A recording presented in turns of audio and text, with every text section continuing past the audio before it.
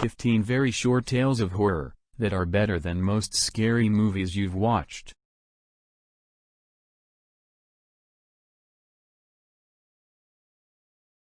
The doctor pulled the stethoscope ear tips out and hung the device around his neck. "Mr. Weatherby, all of your tests have come back negative, and my examination shows nothing abnormal." Adam knew what was coming next. "I'm not crazy, doctor. I'm sorry, but there is no physical reason for why you occasionally lose control of your hands. A psychologist can help. I don't need therapy. I need answers. They seem to have a life all their own. I can't hold a job. I'm under investigation for assault. I almost killed my neighbor. This can't go on. I'll try anything at this point." After 2 weeks on a new medication, Adam saw no progress and grew increasingly depressed. He was convinced that despite what the doctors said, it was not a psychological problem. That night, a frustrated and angry Adam sat in a chair and drank bourbon. Drunk and hopeless, he stumbled to the garage and started the table saw, then slowly lowered his wrists toward the screaming blade. Detective Armstrong entered the garage where several uniformed officers stood over the blood-soaked body. "So what do we got?" he asked, taking in the blood-splattered scene. "This is a weird one, Detective. How so?" "Take a look at the body. He apparently chopped off his hands with a table saw and bled to death." Armstrong knelt down. And we can't find his hands anywhere."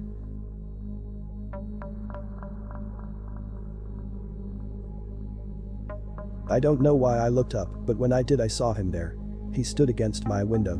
His forehead rested against the glass, and his eyes were still alight, and he smiled a lipstick-red cartoonish grin. And he just stood there in the window. My wife was upstairs sleeping, my son was in his crib, and I couldn't move. I froze and watched him looking past me through the glass. "Oh, please no." His smile never moved, but he put a hand up and slid it down the glass, watching me. With matted hair and yellow skin and face through the window. I couldn't do anything. I just stayed there, frozen, feet still in the bushes I was pruning, looking into my home. He stood against my window.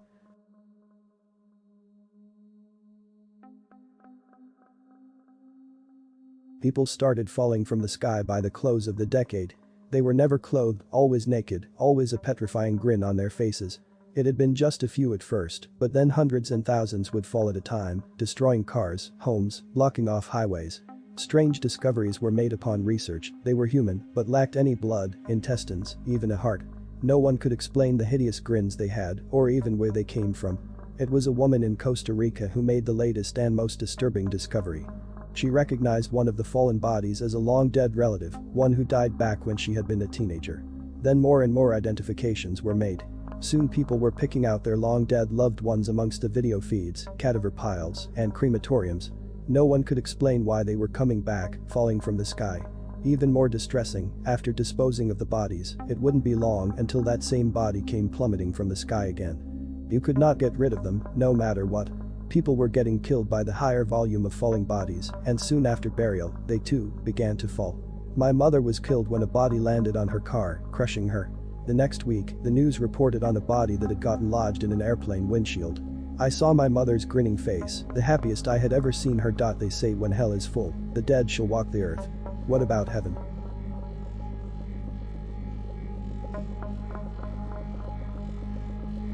I watched as my soon-to-be father-in-law held his daughter's hand as he walked down the aisle. Tears streamed down his face as the wedding march that played in the background reminded him that, in a few minutes, he would be watching me hold his daughter's hand and slipping on her ring. He walked up to the altar and I took hold of her hand, grinning from ear to ear. It was the happiest day of my life. My bride's father got down on his knees and started begging. "Please, I did what you asked. Just please give my daughter back." I glared at him. "Shut up and stop ruining the moment. If you sit back down and enjoy the ceremony, maybe I'll tell you where I've hidden the rest of her body."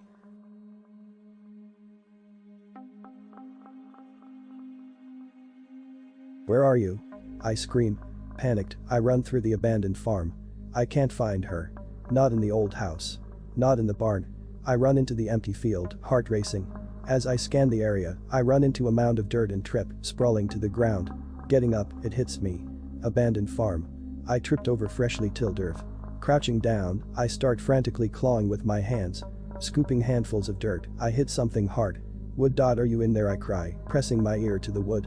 I hear muffled cries. I start digging again, but realize it's taking too long. Looking around, I see a garden shed. I sprint to it, ripping the door open. I see a shovel, still caked in dirt. Probably the same one that bastard buried her with. I grab it. Running back, I started digging with purpose. Soon the wooden box is exposed. If you sit back down and enjoy the ceremony, maybe I'll tell you where I've hidden the rest of her body. I toss the shovel and rip open the crate. She stares back at me, eyes wide. Bound. Gagged. But alive. I sigh with relief. Thank God. I reach into my bag, pulling out my rag and chloroform. I crouch down, placing it over her face. She struggles, faints. I toss her over my shoulder. Hell. My brother says as I walk back to the truck with a smirk. You found her, yup. You almost had me though. I laugh. All right. My turn. Where did you put her? I gesture to the creek area. Somewhere over there. Drowning's an issue though. Jerk. He says, running off. I smile, watching him go. I love adult hide and seek.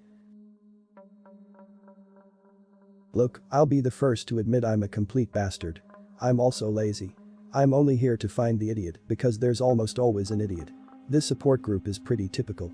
We connected online, decided on a quiet place, and now we're all sitting cross-legged in a circle. Real kumbaya crap. Jerome takes the lead, pouring everyone a cup of tea as he starts talking. I'm Jerome. You can drink your tea, but only after explaining why you're here. I'll start. Jerome tells us he's never been loved. I can see why the guy's ugly as sin. He sips his tea while the mousy chick speaks next. Miyu, she says. My parents. Short and sweet, no blubbering. Gotta admire Miyu. She's probably not the idiot. Next to talk are a legless veteran, a broke businessman, a needle track junkie, and a diseased old crone. Then it's my turn. I'm an ass. Everyone hates me. I take a loud, annoying slurp of oolong as the fat kid with a black eye goes next, telling his boring fat kid sob story. Afterwards, we're all sitting quietly when Jerome keels over. Then Miyu's eyes roll back and she slumps forward. Only the fat kid reacts. What's happening? He whines. I thought this was a suicide support group. Found the idiot. It is, I say, spitting out my mouthful of tea. They supported. No one wants to die alone, kid. Oh, how ghost wide he turns, looking into his cup. I love it. These suicide meetups are a sadist's dream, and I never have to lift a finger. Told you I'm a lazy bastard.